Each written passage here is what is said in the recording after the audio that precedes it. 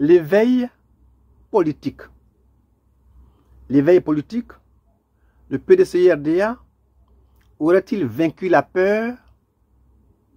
Le PDCI-RDA aurait-il vaincu la peur?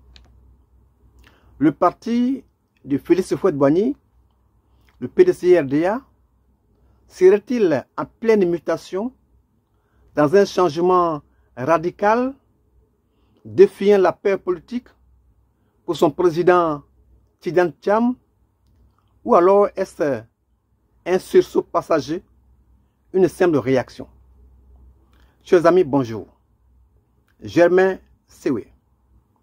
Oui, le PDCI semble briser ses chaînes et s'affirmer comme un acteur politique combatif, sortant du confinement bourgeois.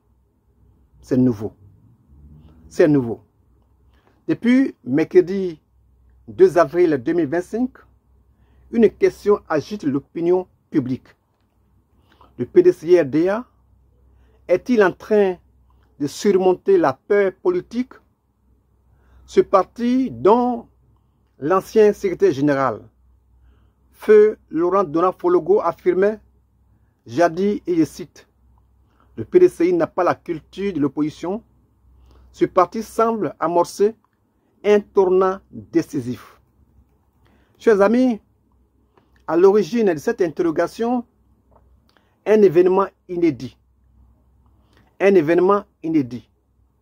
Lors du procès intenté contre son président Tidjane Thiam par Valérie Yapo, membre du bureau politique, une foule compacte de militants s'est rassemblée devant le palais de justice d'Abidjan Plateau. En tête du cortège, les députés du groupe parlementaire PDCI ont tenu tête aux forces de l'ordre, affichant une détermination rarement observée dans les rangs de ce parti. Chers amis, ce changement de posture marque une rupture avec l'image traditionnelle du PDCI-RDA, longtemps perçu comme un parti de notables, peu enclin à la confrontation directe. Il adopte aujourd'hui des méthodes qu'il attribuait auparavant aux formations d'opposition. Oui, le parti des grands types, le parti des bourgeois, qui considérait les militants de l'opposition dans la rue, de la contestation, comme des désœuvrés. Ce parti est maintenant dans la rue. Ce parti est maintenant dans la rue. Chers amis, cet éveil politique est d'autant plus frappant que jusqu'à récemment, le PDCI partageait encore le pouvoir avec le RHDP. Voir donc ces militants manifester bruyamment pour défendre leur leader témoigne-t-il d'une prise de conscience à quelque chose? Malheur est bon, dit un cadre du parti, soulignant que cette épreuve pourrait renforcer la combativité du PDCI sur l'échiquier politique.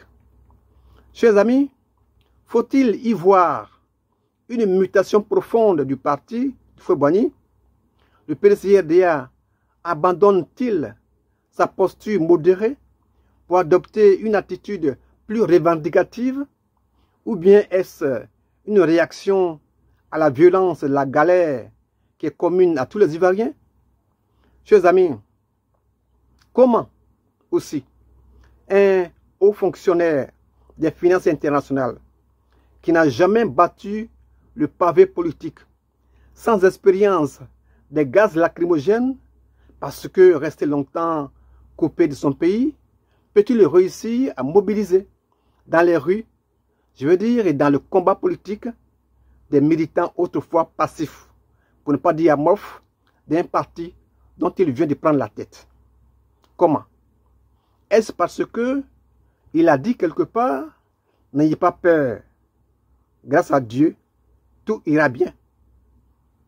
Dans la même perspective, l'avocat du PDCI-RDA, Maître Blessy Chrysostome, galvanisera les militants en ces termes, et je cite, « On veut nous faire peur, mais sachez une chose, si vous avez peur et que vous êtes resté à la maison, qu'il n'y a pas eu de réaction et que notre droit a été violé, alors nous avons trahi notre champion.